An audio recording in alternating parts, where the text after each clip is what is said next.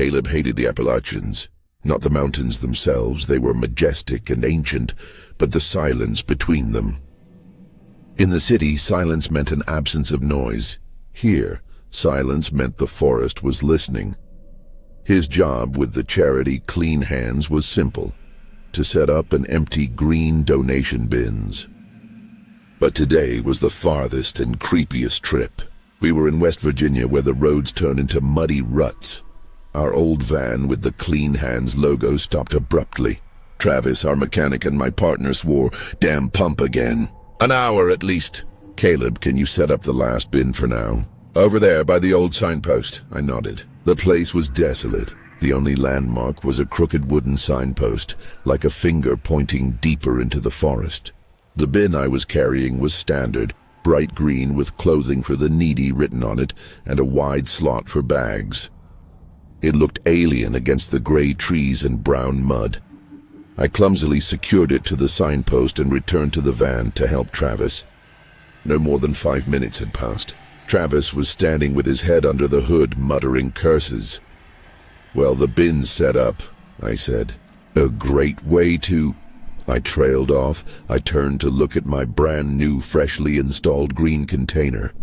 It was full. It was packed to the brim. A chill ran down my spine that had nothing to do with the evening dampness. The bin wasn't just filled. It was swollen, as if its contents had been abruptly compressed. You could see stuff sticking out of the wide slot. And it wasn't bags of clothing. Shreds of dirty, wet fur, black as coal and red as rust, stuck out of the slit as if someone had hastily stuffed old pelts in there. The smell carried by the wind was of raw earth, blood, and something animal. Wild. "Hey, Caleb, what's up?" Travis popped his head out from under the hood. "Look." I pointed at the bin. "What the hell is that?" "Who could have?" "So fast." "And what is it?" Travis walked over. He was a big man and afraid of little, but when he saw the bin, he swallowed. "Must be a hunter. Dumped some pelts. We're on private land after all." But before he could finish, a sound came from inside the bin. First, a quiet, wet whimper like the cry of a wounded child. And right after it, a low, guttural, demanding growl that seemed to come not from the metal bin, but from under the earth itself. Travis paled. He looked at me, and in his eyes, usually full of weariness, was genuine animal fear. I don't know what that is, but we're leaving, now." Fear paralyzed me. But curiosity outweighed it. I had to know. I had to reclaim control over my workspace. I have to open it. What if there's an animal in there? Or a person? My voice trembled. "Don't you dare!" Travis hissed, grabbing my sleeve. "Down here they have their own rules. Don't touch what they give you.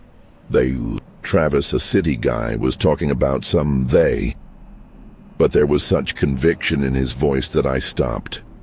But the growl repeated. Longer and more plaintive, like that of a beast with not enough room. I yanked my sleeve back. The container had a cheap lock that I had installed myself. "I got a crowbar from the van. I'll just take a look," I whispered.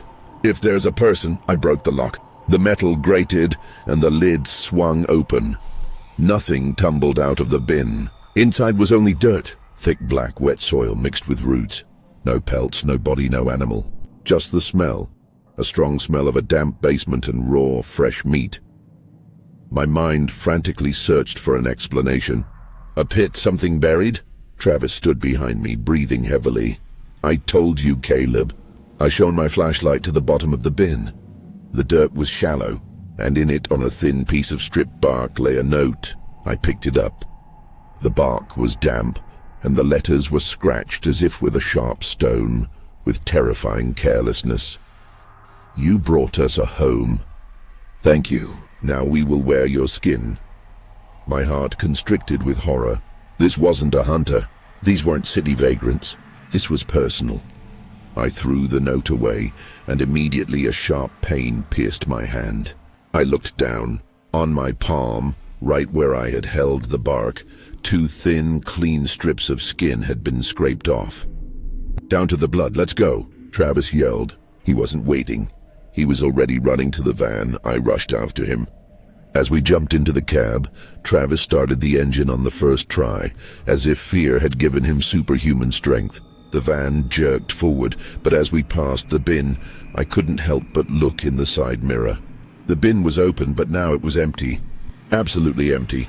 And on its edge, illuminated by the moon, sat a small, hunched figure, waving goodbye to us. We sped down the highway. Travis was trembling and silent. I looked at my hand, where blood was already mixing with dirt. "Did you see that, Travis?" My voice was hoarse. "I saw that there was nothing there, Caleb. It was just an empty bin. We should have checked it earlier." He was lying. He was trying to protect himself. And the figure waving? Travis jerked his head around. His eyes were wild. There was no figure. "You're in shock." "Forget it." But I couldn't forget. When we got to the base, I spent the night in terror, clutching my palm to my chest. I felt that the bin was no longer just a container. It was a portal, and it was tied to me. The next day, I didn't go to work. I called in sick, but by evening, my inner peace was shattered. I discovered that my favorite hiking jacket, an old leather one I never wore to work, was missing from the closet. I searched everywhere, and then I heard a new sound. A sound that made me freeze, a quiet, drawn-out whimper. It was coming from my own basement. I went down. The basement smelled of that same raw earth and meat. In the middle of the room, lit by a single bulb, stood our old, unused trash can. A piece of wet black fur was sticking out of the can. My hands were shaking. I lifted the lid. There was no beast, no dirt inside. Only my hiking jacket, neatly folded but turned inside out. And inside, like a lining, was a pile of black, dirty fur.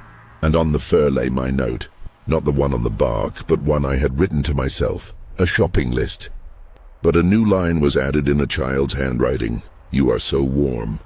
Give us more. We want your skin." I understood. The entity hadn't stayed in the Appalachians. It had come for me. It had used the donation bin as an invitation, a way to cross the boundary between its world and mine. It didn't want clothing. It wanted the very space I had provided. And now it wanted my shell. I burned the can along with the jacket and the fur. But it didn't help. The next day I went to work. I needed to find Travis. I needed to go back. Travis was sitting at his desk and looked like he hadn't slept for 3 days. His eyes were red. "I'm not going back there, never. Travis, you have to. It's here.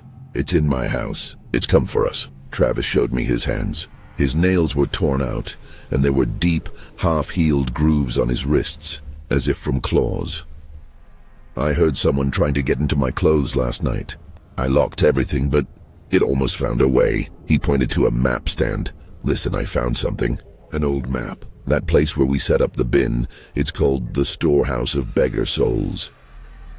The locals think if you donate something to them, they'll leave you alone. But it has to be a personal donation, a sacrifice." "You think we need to give them something?" "No, I think we have to give them back what you gave them." The bin, we drove back. The van moved slowly, every meter saturated with fear. When we approached the signpost, the green bin was in place. The lid was closed. It looked new and untouched.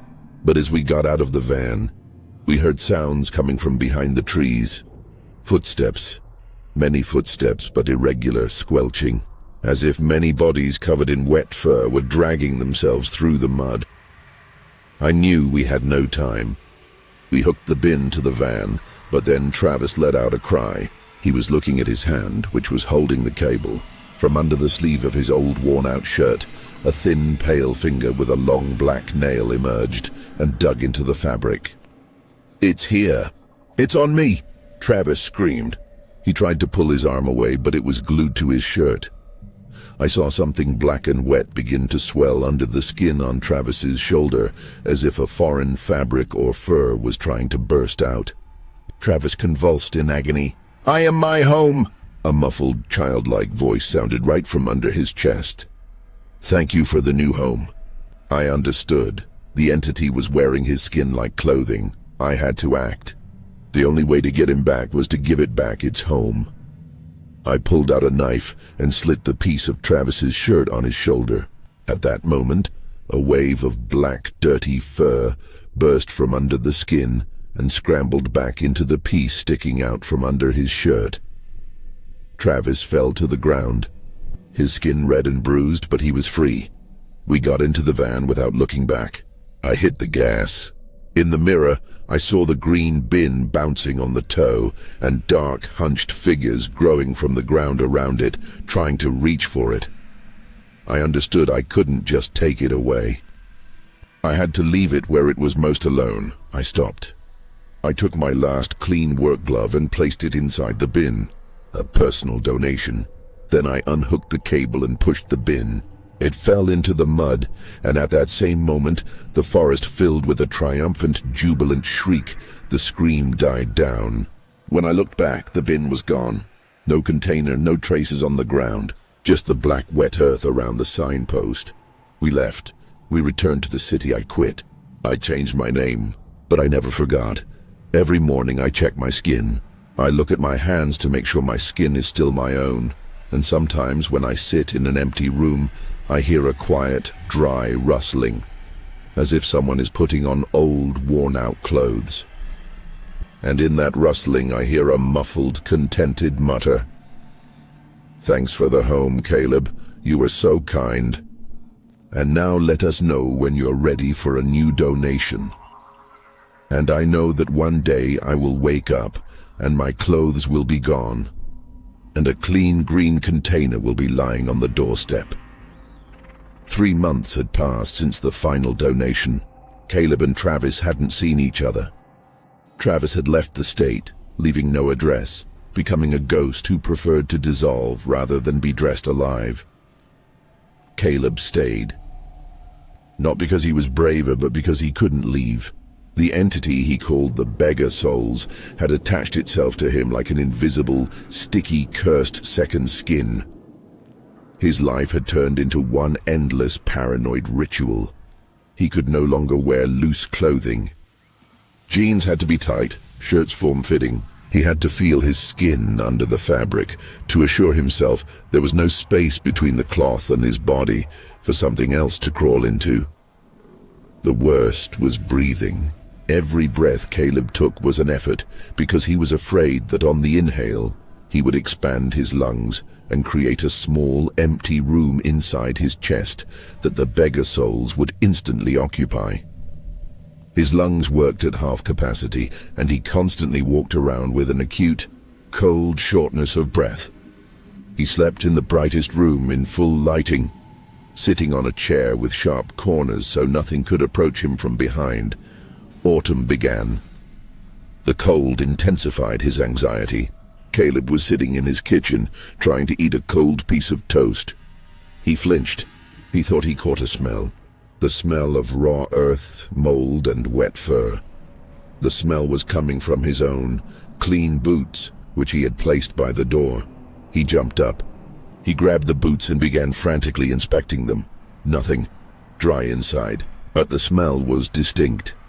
He started tearing his clothes off, searching for the source of the invasion. When he took off his shirt, he saw it. On his right shoulder, right where Travis had torn the fabric to free himself, his own skin had changed color. It had become gray and tough, like old dried leather that had been worn for decades, and then he heard it. The sound was quiet, barely audible like the rustling of paper, but it came directly from that gray patch. "We are learning, studying, the cut." It wasn't a voice. It was a feeling that turned into sound inside his head. For the first time in 3 months, panic broke through. He grabbed a kitchen knife and brought it to his arm, looking at the gray patch. He had to cut off the infected part. He had to throw it away, like old, unwanted clothing. But as soon as the knife touched the skin, the gray patch became soft and warm, like fresh fabric, and a weak, wet whimper sounded in his ear. The entity was begging him not to cut its new home. Caleb dropped the knife. He couldn't mutilate himself. The next morning, Caleb woke in utter horror. He looked in the mirror. The gray patch on his shoulder had grown. It now covered half his back, and on its surface the finest lines were visible, like invisible seams used to stitch clothing. The beggar souls weren't just living in him, they were tailoring him. Caleb knew his time was up. He could no longer breathe with half-breaths. He had to finish the cycle. He drove to that very place. The whole way, he felt the cold, damp air seeping under his skin, making his muscles cramp. It wasn't his fear. It was the fear of his skin feeling its imminent separation. He arrived at the crooked signpost. The bin was gone. Only an indentation in the ground remained. Caleb got out of the car and stripped off all his clothes. He stood naked, shivering in the icy autumn wind. He felt the air blowing on him, but felt no relief. His grey skin felt like a separate, alien shirt. He walked over to the spot where the bin had been and fell to his knees in the black mud. "I'm here," he rasped, drawing air into his lungs with a full chest, breaking his final ritual of safety. Take it all." He waited for a shriek, a growl, an attack, but there was only silence. That same listening silence that was worse than any scream. He closed his eyes, preparing for the tear. Instead, he felt a light, almost caressing touch on his back. When he opened his eyes, a child was standing before him. A small one, about 5 years old, with huge black, expressionless eyes. The child was dressed in an old, worn-out, oversized jacket that billowed strangely in the wind. The child raised its hand and pointed at the grey spot on Caleb's back. Its voice was quiet but clear, without any whimper or growl. "You forgot," the child said. "The last thing. You forgot to give what was your own." Caleb looked at the child. The child was the Beggar Souls. "What? What should I give?" The child smiled, and its smile was unnaturally wide and serene. "Your memory of us, Caleb." When a passing driver found him the next day, Caleb was sitting naked on the cold ground by the crooked signpost. He was perfectly healthy. His skin was even, smooth, warm. The grey patch was gone, but when asked his name, he just stared into emptiness. When asked what had happened, he could only say silence. He didn't remember who he was. He didn't remember his job, didn't remember Travis, didn't remember the bins or the note on the bark. The Beggar Souls had taken his fear, his anxiety, and his memory of them, considering it his most personal donation. Caleb was placed in a clinic. He sat by the window watching the passers-by. He was perfectly calm. He had no memories, and therefore no empty spaces for foreign entities to occupy. He was absolutely clean. But sometimes, looking at his hand, he felt he was missing something. And then he would unconsciously, quietly scratch his palm, as if there were thin, invisible seams there, tightening his skin. And he felt that behind that perfect silence, someone was waiting. Waiting for his new, clean shell to become old enough to be worn again.